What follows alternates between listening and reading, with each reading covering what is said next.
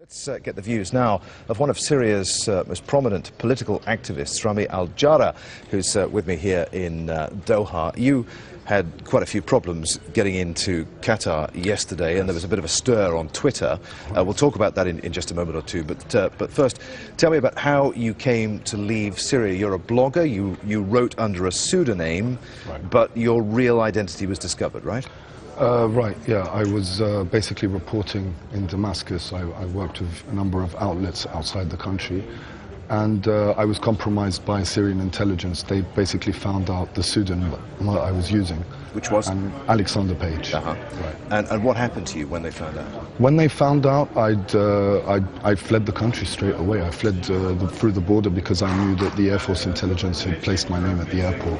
So I had to go out through the border. Did you feel threatened, intimidated?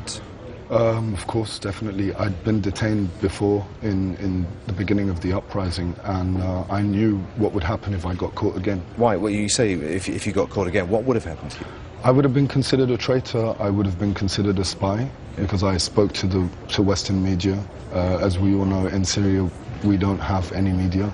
Anyone trying to infiltrate that or talk to people outside the country, tell them what's happening, is punished with When you were detained before, how were you treated?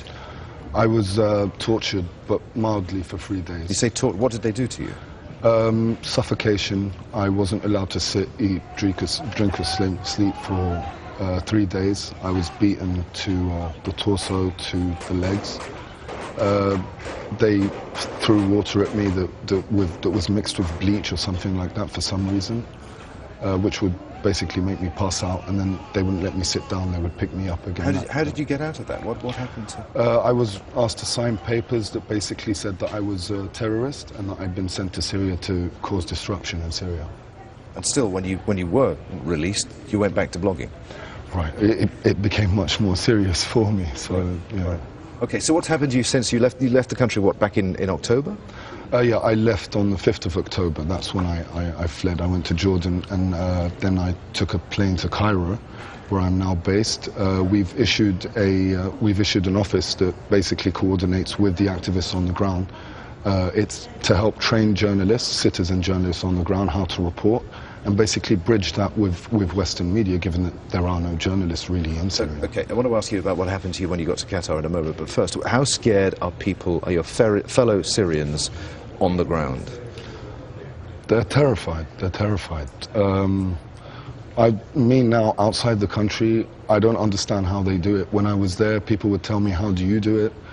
I think it's a rush. It's to be able to go out and demonstrate. It's that feeling you get the first time, and then the next time you're just looking for it. But now I look at it, I don't know what these people are doing, how they can stand the possibility of getting shot in a peaceful demonstration. And what happened to cause all this stir on Twitter yesterday and other social media networks when you arrived in Qatar? If you looked at the Twitter sphere, it said that you'd been denied entry. Right. I arrived. The Qatar officials told me that I'd actually been to Qatar before. I told them I'd never been to the country. They asked me if I'd lost my passport. I told them I did once in 2005. So they didn't tell me what the problem was, but then they told me that I couldn't go in and that they were going to send me to Syria. I'm obviously wanted in Syria, so I basically tweeted it and asked for support. And I'd like to thank everyone on Twitter that did support me, because it's because of them that I was able to get in and I wasn't sent to Syria. There was a huge outpouring on Twitter after that. If anyone was watching yesterday, you can't fail to have missed it. But Rami, good to see you here. Many thanks indeed for coming in and sharing your experiences with us. That's Rami al Jarrah.